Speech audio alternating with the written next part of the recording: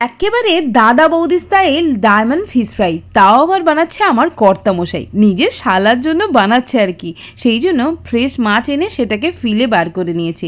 এবার যেটা করেছে তার মধ্যে স্বাদ মতো নুন, বেশ খানিকটা লেবুর রস, কাসুন্দি আর আদা রসুনের বাটা দিয়ে ভালো করে মাখিয়ে রেখে দিতে হবে। এই ম্যারিনেশনটা কিন্তু দুবার করতে হবে। প্রথমে ম্যারিনেশন হয়ে গেল, তারপর কিছুক্ষণ রেখে দেওয়ার পর কিছুটা গোলমরিচ গুঁড়ো, এখানে কিছুটা রেড চিলি সস আর একটা ডিম ফাটিয়ে দিয়ে দেওয়া হলো। এবার সমস্ত কিছু ভালো করে আবারও একবার ম্যারিনেট করতে হবে। এটা কিন্তু দ্বিতীয়বারের জন্য ম্যারিনেশন।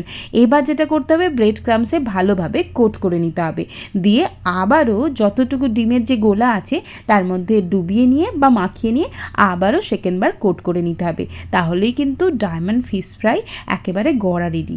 এবার যেটা করতে হবে, গরম গরম তেলের মধ্যে এটাকে একদম গোল্ডেন ব্রাউন করে ভেজে নিলেই তৈরি।